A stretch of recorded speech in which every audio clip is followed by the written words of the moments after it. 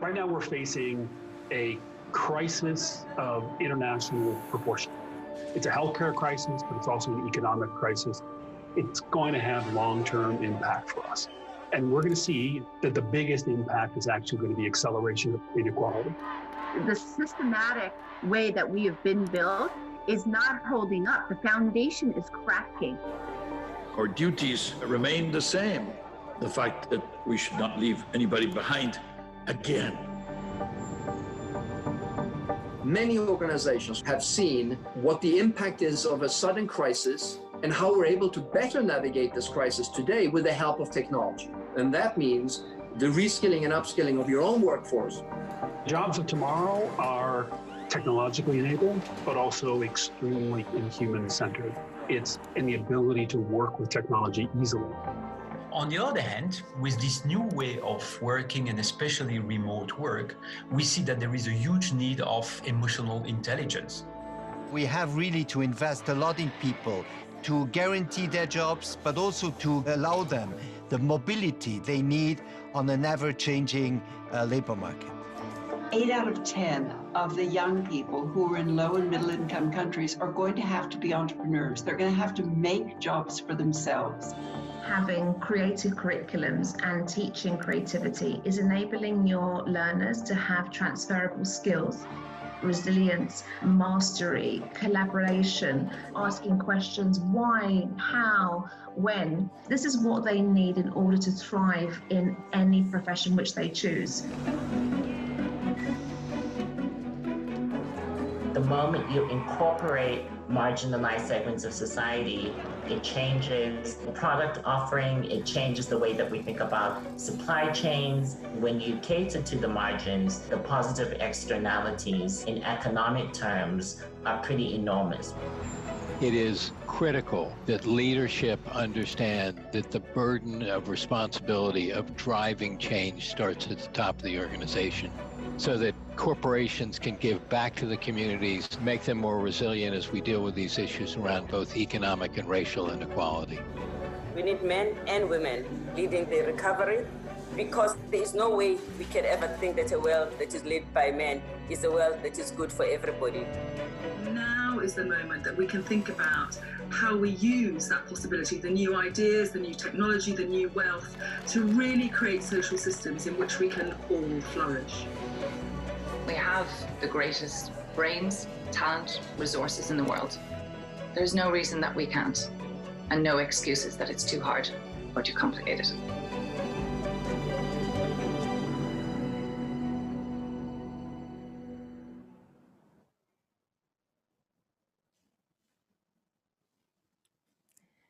Good morning, good afternoon, and good evening to all of you.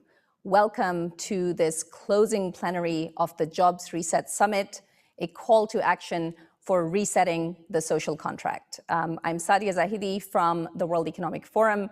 Welcome to all of you. You just heard in that video the co-chairs and leaders involved with this summit lay out very precisely the challenges that we're facing, but also the huge opportunity that this crisis offers us to be able to make a change and quite fundamentally reset the social contract. Now, I have the great pleasure of having with us our founder and executive chairman and 4 global shapers that I will introduce shortly. But I did want to thank the many of you that have been involved in these conversations over the last 4 days. We had over 170 leaders and organizations join the conversations, over 1,000 people that joined our platform through the World Economic Forum, and nearly 500,000 people that watched all of the live stream conversations, and millions more that were reached through social media. I think the reason for this strong resonance has been how critical this topic of economic growth and revival, of the jobs reset, of education, skills, and lifelong learning, and of equity, inclusion, and social justice is today. I'd also particularly like to thank the 16 co-chairs of the summit that really took on each of the 4 days' themes and drove forward not only the development of the program and the conversations and their networks, but this event is just the start of that conversation. They will be carrying forward a number of these initiatives with us and helping create that better vision and better outcomes for the economy, for jobs, for skills, and for equity. Now, for today, we want to try to do something that is an almost impossible task, which is bring home 4 days of conversations and start talking about what might be the highlights, the priorities, and then, of course, the key features of this new social contract. I'm going to very briefly introduce the panelists. Klaus Schwab is founder and executive chairman of the World Economic Forum. Welcome, Professor Schwab. Thank you. And then we have 4 global shapers. The shapers are a community of young people under the age of 30 in 400 city hubs, even more, 400 and counting around the world. And we're joined by Jumi from Nigeria, Letty from Mexico, Parv from Chicago, and Panos from Greece. Now, I know that they're all in different locations at the moment, but I'm giving you their country of origin, and I'm addressing them with their nicknames. You should absolutely go and take a look at their very illustrious biographies. Professor Schwab, I'm going to turn it over to you first. What were your key highlights, takeaways, and priorities from the last 4 days of discussions? Thank you very much, Sadia. I have 3 major takeaways. First, the World Economic Forum is now very much engaged into this initiative of shaping a great reset for the post-corona era. And of course, the objective of this reset is to make the world more resilient, more sustainable, and also more fair and more inclusive. Now, in order to make the world more fair and inclusive, I think the key word is jobs. And here I have learned during the summit many aspects of how we should approach, let's say, the creation of skills for tomorrow and so on. But the second for me, major element was we need to address this issue, not just in terms of what policies, what we need, but also in terms of changing our mindset. And here, what is at the forefront is to create a new model, a new concept, a new definition of capitalism. Capitalism in the old definition comprises only financial capital, but actually human and social capital is and of course natural capital is as important as financial capital. And for me, this means to enhance even our steps, our important steps we are undertaking to have business leaders accepting to report on the ESGs.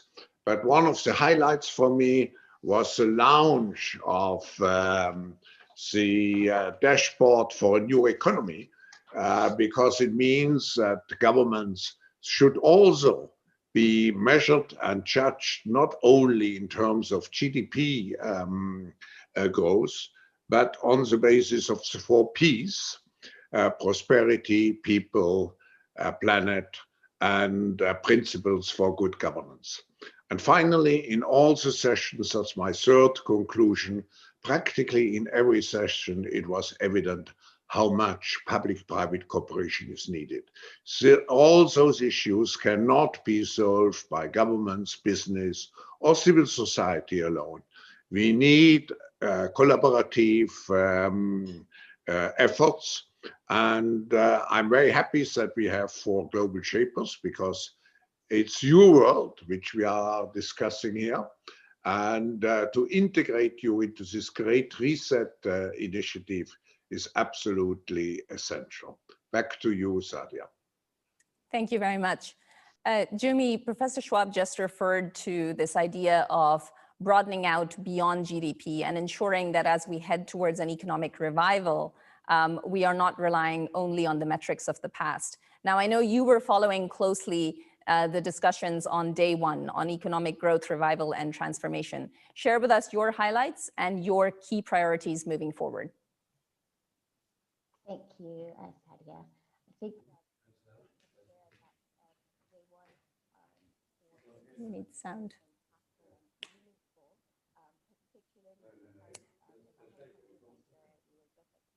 Jumi, hold on for a second.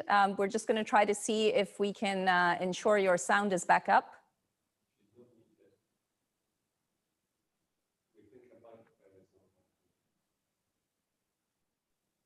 Okay, we're going to let our tech team work with you on ensuring that your sound is back on. It might be an issue with the headset. Letty, I'm going to move it over to you because Professor Schwab also mentioned how jobs are basically the red thread that connect these 4 days. And if we have jobs and if we do have better learning and earning potential for everyone, that could certainly help with some of the social challenges we face today. So let me come over to you, and if you could share with me your highlights and your key priorities from day 2, and then I'm going to come back to you, Jumi. Thank you so much, Sadia, and thanks everyone for joining. I think that for me, for day 2, it was a big reminder on why it is important to have this conversation around jobs, around work. And I think that I want to bring a couple of ideas. One is that it is incredibly important to talk about work because we spend 1/3, yes, 1/3 of our adult life working. And this activity is rapidly evolving and has a great impact not only in our own quality of life, also in our communities and our countries. And this activity that we spend a lot of time performing is rapidly evolving. The worlds of work and education are changing faster than ever.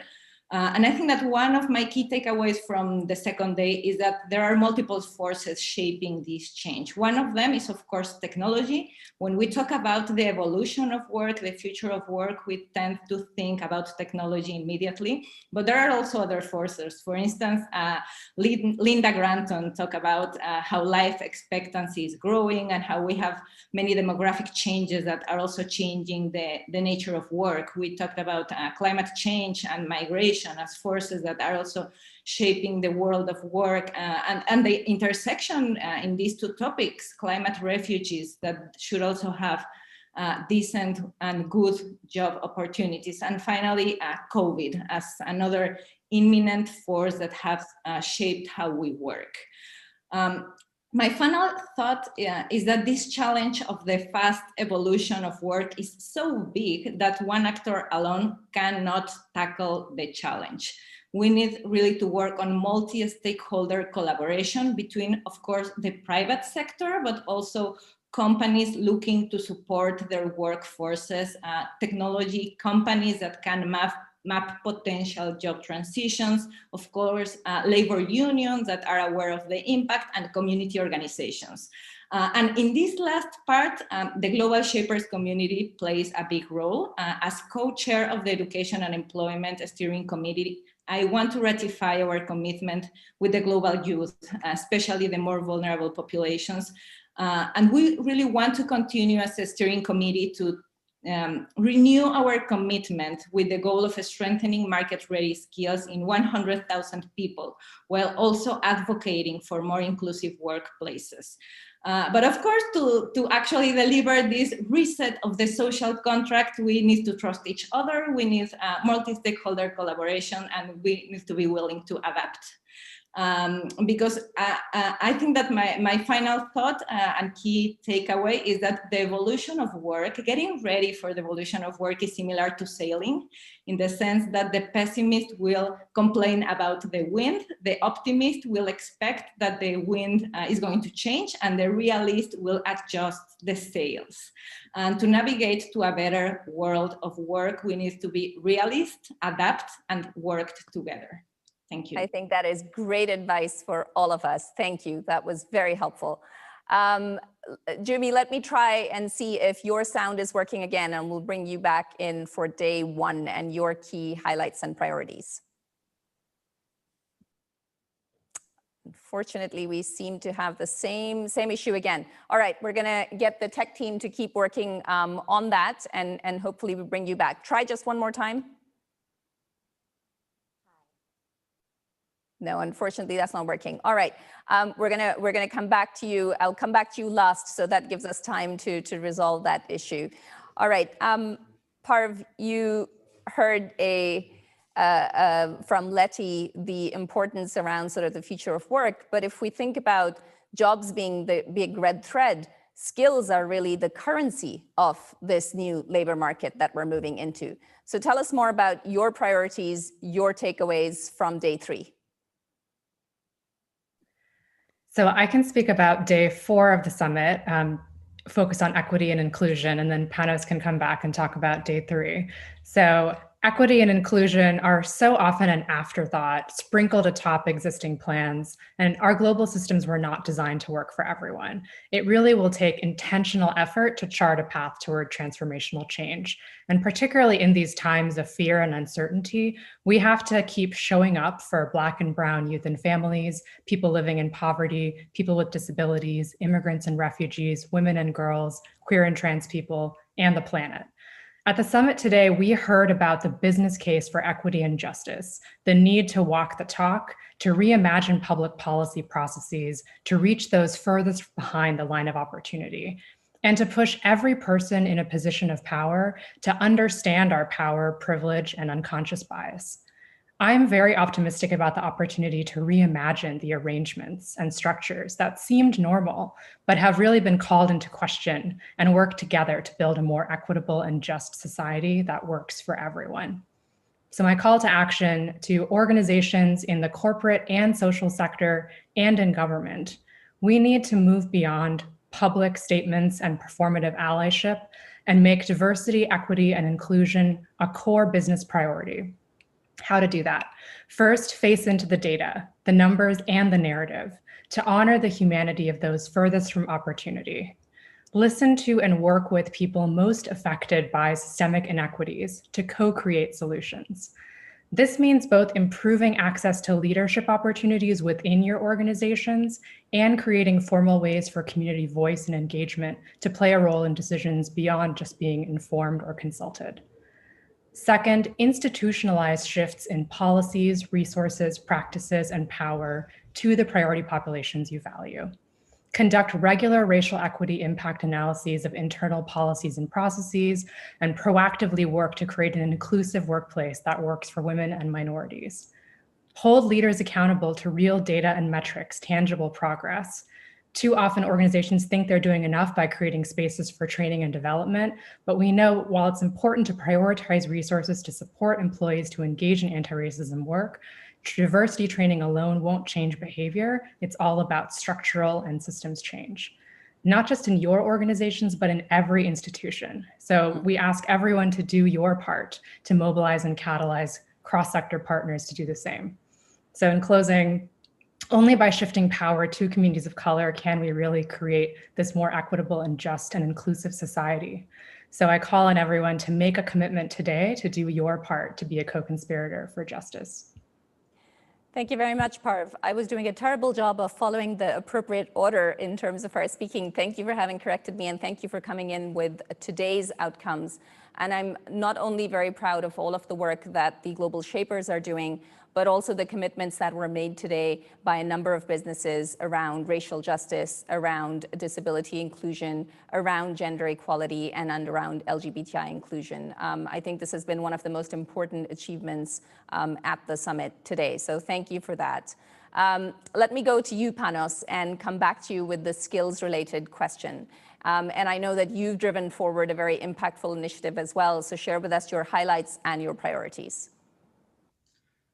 Thanks, Sadia, and congrats on yet another amazing summit. You know, having to deliver remarks after Parv feels like having to sing opera after Maria Callas, but I'll do my best. So three main takeaways on my side is first on the coordination side. I guess the silver lining of COVID is that there is a growing realization that skills is now the new currency. And we really need to see this post-COVID momentum to foster coordination, both at a global, but also at a local level.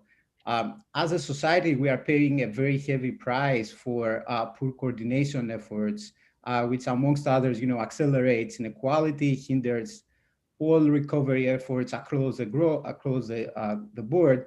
So we really need a global trusted amplifier to lead those coordination efforts. And I believe that the forum is by any measure the most befitting organization to take up on this role.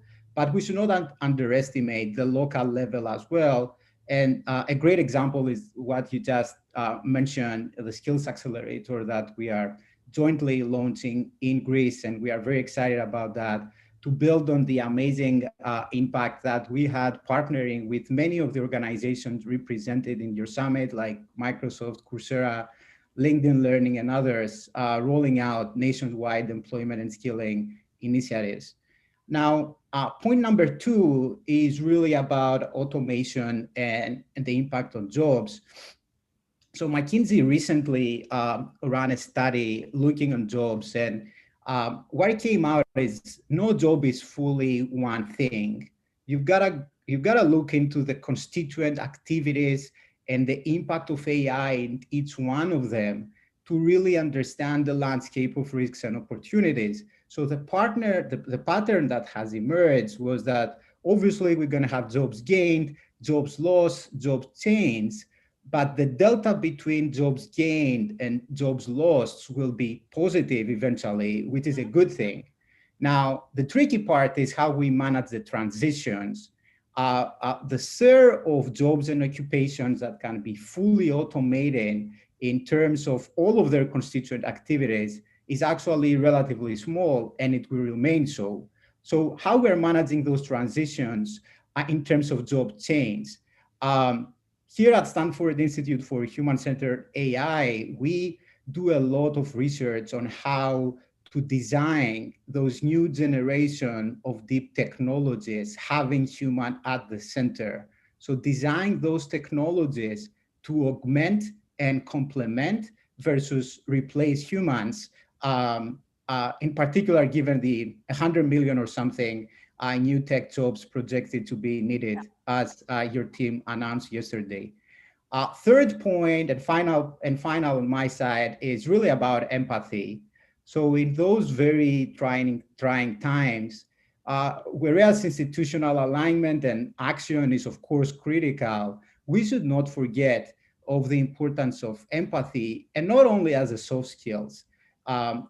Little acts of kindness can literally change people's lives, as we've seen again and again with 3 generations in Greece. I can't help but mention my former professor at the business school and renowned philanthropist, Laura Andreessen, who used to say that each one of us can be an individual philanthropist. We just need to pick our currency, whether it's capital, time, whatever sort of resources.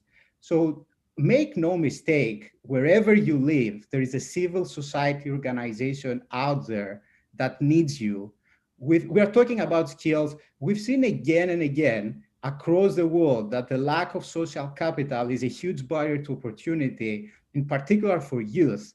So whatever time you have available, please reach out, mentor someone, help them to reskill, upskill themselves, teach them something, help them to elevate their status. At the end of the day, beyond all this technical conversation on skills and jobs, we shall never forget that fundamentally, we rise by lifting others. So it's not about the future of work in abstract technical terms, but most critically about the future of workers and the work of the future. Back to you, Sadia. Thank you, Panos. Thank you. A very critical reminder that skills are both technical and human, and really are only going to be transferable if we are all speaking to each other, collaborating with each other. This is not just about a technical download of skills. So thank you for that. Jumi, let me try one more time. I really hope that we can now hear you. I hope you can too. Yes, we can. Fantastic. Excellent. Thank you so much. And I'm really grateful for this opportunity. I think I want to start by saying that the theme of, or the topic of economic growth, revival, and transformation really hit home for me, particularly at this time in my home country of Nigeria, where we are experiencing, as the rest of the world, a healthcare shock, an economic shock, but also a social upheaval, where we have young people who are protesting for their right to end police brutality, but also to see better governance, and who really just want inclusive and sustainable economic growth and revival. And so the urgency of this summit really is not lost on me. From the day one, one of the major points that I took home was that the direction of our vision is key. And that's because we will head in the direction of our vision. And so when we begin to think of ideas that were expressed, such as the concept of net zero on unemployment as the direction that corporates can envision as they look at ESG investing, so environmental, social, and corporate governance.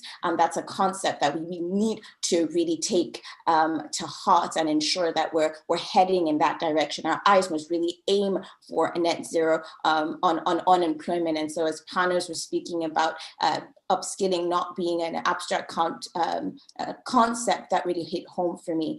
But corporates aren't the only stakeholders who need to have their visions aligned. Policymakers are really the levers, the greatest levers for social change. And so for policymakers, really it's back to the basics, investing in basic infrastructure, such as broadband internet in order to bridge the digital divide, investing in education and across all age spectrums, right? So from very early childhood education to adult learning or reskilling. But third, persisting with a mindset of optimism despite the hard truths of a broken social contract that many young people around the world are feeling today. So it's the Stockdale paradox, if you will. We also need from governments active labor market policies, and something that I thought was quite interesting that I learned was the need for trade finance instruments to help facilitate shipment of goods across borders, even in this pandemic, and recognizing that indeed trade has literally been a lifesaver for us during the pandemic. But not only do we need to adjust our vision, and even as Professor Schwab has underlined, we need to reset our minds. So having a mind shift from this concept of shareholder capitalism to stakeholder capitalism. We need to reset our thinking from really aiming for job security to employment security, where our focus is ensuring that the labor force can continue to train, reskill, retrain, and always be in a position to contribute to the economy. Only then can we be guaranteed that we have economic revival, and all stakeholders, including young people, are involved. And so what can young people do? I think there is, we've heard some of my global shapers share their ideas and commitments, but individually also committing to lifelong learning and recognizing that we also have a proactive stance to take. We're not just being acted upon by other stakeholders, but we are agents of change in our right. And by really engaging in this lifelong learning, we have an opportunity to ensure that not only are we getting knowledge, but we're connecting with others and building alliances and engaging with different stakeholders to ensure that we really have that transformational impact, inclusive growth that we're looking for. So yes, indeed, the pandemic has jolted us out of the illusion that the status quo is going to last or that is ever going to be sustainable. And truly, only a reset of our minds, only a reset of how we think can really bring the revival and transformation that we're looking for. And I'm really grateful for this opportunity. Thank you. Thank you, Jimmy. And I'm very glad we resolved the tech troubles, because that is a very, very important point that you just made. All of you have mentioned the need for new metrics. All of you have mentioned the need for new solutions and new standards for this new context that we're in. And all of you have mentioned the need for public-private collaboration and partnerships. I want to turn this over. Our work is just beginning. And I want to turn this over to our founder and executive chairman to share with us his views on the new emerging features of the social contract that we need for this new economy, for this new society that we all want to try to build together. Professor Schwab, over to you for final words and for bringing this summit to a close. Thank you very much, Sadia. Since the time is running out, and I think the global shapers have very well summarized what happened. And of course, all those aspects have to be part of a new or revised global social contract, global, national, and of course, local social contracts. But the point I want to make is when we look at the definition of a new social contract, of course, we want to define policies to address all the issues. But what is important for me, if I look particularly at the impact of the fourth industrial revolution, to a certain extent also if I look at the disruptive nature of and the structural change which will follow of COVID, I think we should use this social contract as an expression of the transition of one world to another world. When we look back, we are still living in the age, to a certain extent, of the first, second, and third industrial revolution. Our life is still determined by production and consumption. But if we look at the rise of, let's say, technologies which will facilitate work, which will take over work, not replace us, I think the key narrative which we should have is to move from a society which is built on production and consumption to a society which is built on caring and sharing. I think if we can integrate those two notions into the new social contract, then we really have changed the page, turned the page. And actually, it's needed because the technological forces provide us with this great opportunity to go to a new, and I'm a very, as you see, I'm an optimist. I believe at a better future. I think the history of humankind is going, even if there are setbacks, but from achievement to achievement. And the next achievement should be to build a society of sharing and caring. So let me conclude this summit also by saying it is just a step in a process. And actually, Sadia, you have already lined out what should be the milestones of achievement in the next 3 years, in 21, in 22, and in 23. We will also integrate those discussions into our big reset initiative. So thank you all.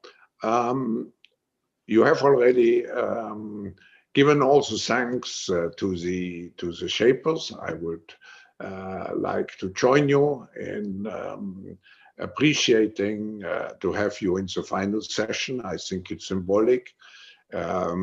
Of course, so many people have contributed to the success of this meeting, and I think we can speak about the success looking at the engagement everybody had. But I want to thank you, Sadia, and your team, because 4 days with so many sessions, you have shown not only intellectual leadership with your team, but great passion, because I know this is for you not just one of the many, let's say, challenges it's for your passion. It's for your passion. And I would end because with, let's say, some hiccup in our Nigerian communication, I want to thank also the technical team, because we are now in the age of virtual interaction, and I think they have done a great job to make sure that our interaction was always smooth. So thanks, everybody. You have our commitment. It was mentioned in one of the statements. You have our commitment to act as an amplifying platform to take all this output and to make sure that we achieve what we wanted to do, a world where everybody has a decent life, and the decent life is also connected and intertwined with a decent job. So thank you, and the very best to you all. Thank you very much, Professor Schwab. Thank you for the inspiration for us to move forward with optimism. Thank you.